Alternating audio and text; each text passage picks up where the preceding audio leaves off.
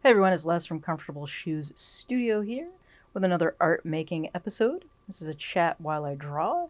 I am drawing another photo from Earth's World on Instagram. If you haven't been over to check out their photos, you really should, particularly if you are interested in doing any sort of portraits. They capture people at a lot of different angles, and their sense of light and shadow on faces is just really fantastic. Their people are very real, like everyday sorts of people that you see everywhere in your regular life. All right, so I am using a fountain pen. Um, I'll be using a fountain pen and a acrylic paint marker in this image. I'm working on a page that, as you can see, is mostly just raw paper. It's a little bit of bubble wrap pressed into the page with some acrylic paint down at the bottom. I am using a platinum meteor pen. This is a fun little student grade pen. It's all plastic body. The body of the pen can be filled with ink. It's basically a platinum preppy with a faceted body, which is one of the reasons I ordered it. I got it off AliExpress for not, I think it was under $10. I think it was like $6. So it's about the same price as a platinum preppy, but it's got the fun faceted barrel, same kind of nib as a platinum preppy, which you know it's going to be generally pretty good.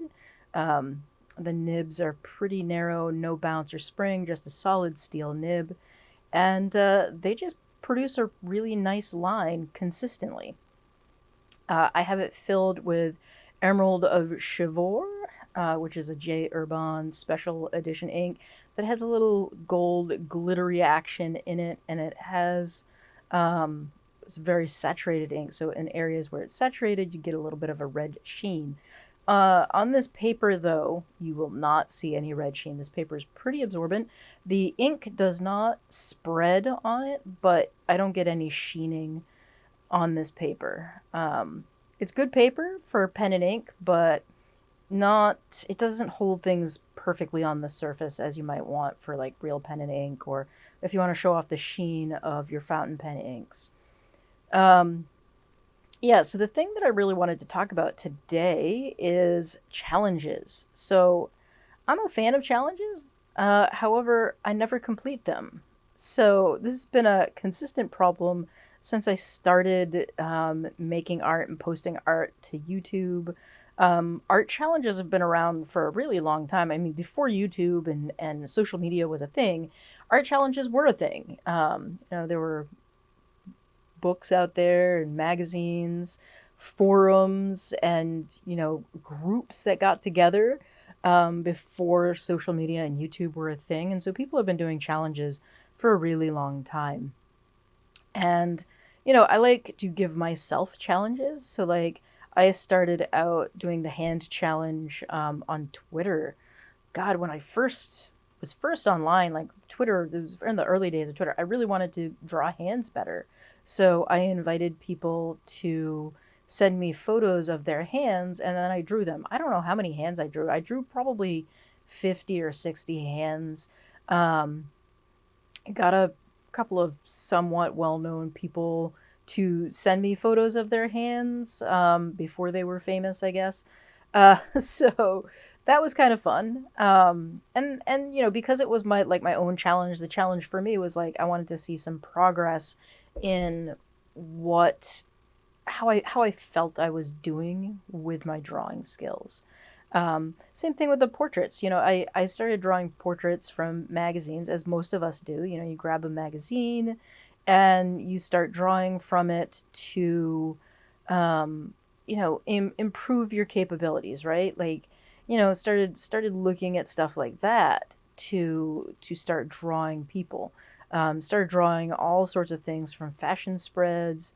And you know what? I soon got bored with that because I found that the people were, I mean, kind of boring in their beauty. I really wanted to draw regular people. And I asked people, I believe it was, I don't think it was before AJ Ning, but it was definitely through Twitter and Facebook. I asked people to send me photos of themselves so that I could draw them. And a lot of people did. I did a lot of watercolor portraits. Watercolor portraits that I'm not very happy with now, looking at where I've come and where my skills are now in terms of doing portraiture. Those portraits are not as good as what I do now, which is to be expected. You know, when you spend 10 plus years doing something, it should be better than where you were when you first started. But I think that the other side of a challenge is that it should be difficult to complete, but not totally unrealistic to complete.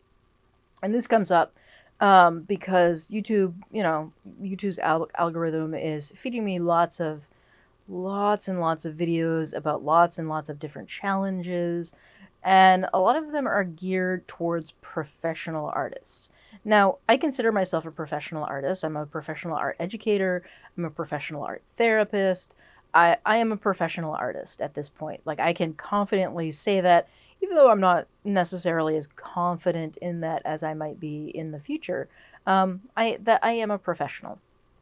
So these challenges are just so unrealistic for someone like me. So I have a full-time job that is a creative job. It is an arts-based job. That is my day job now. You know, when I first started this channel, I was working in corporate HR. And that is not a creative position. Well, it's not creative in an art sense. Creative problem solving for sure. But very, very different sort of like place than I am now. So I do have this job that is based in creativity and art. But I know that some of these challenges that I'm being offered up on YouTube, I could not complete, even as a professional artist. I think that some of these challenges are really focused and geared towards people who freelance or work for themselves and don't have a regular full-time day job or jobby job, whatever you want to call it, for a job like I have. Like, so each one of these portraits that that I've been posting recently, they take me 25 to 30 minutes. The page that I did that had two faces on it, maybe I'll remember to put it in here. That took about 45 minutes. So if I'm like thinking about like 25 minutes is a reasonable amount of time in my book for spending on an art challenge or improving my skills per day. Would I like to spend more time on improving my art skills every day? Absolutely. But do I realistically have the time to do that? No, I don't. I would love to say I have 3 hours to draw 10 heads. But I don't. That's just, I'd have to take a vacation to complete some of these challenges. And, that's not going to happen.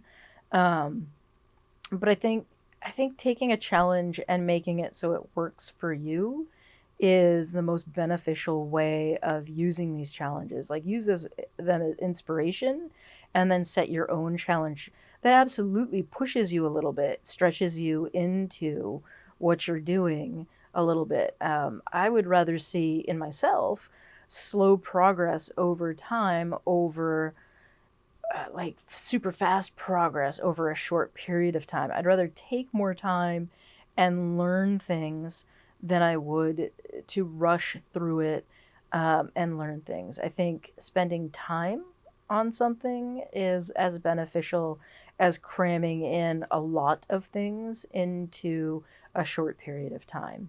I think there are times and places for jamming as much as you can into a short period of time. Like, fill a sketchbook fast, sure, but only if that is worth it to you.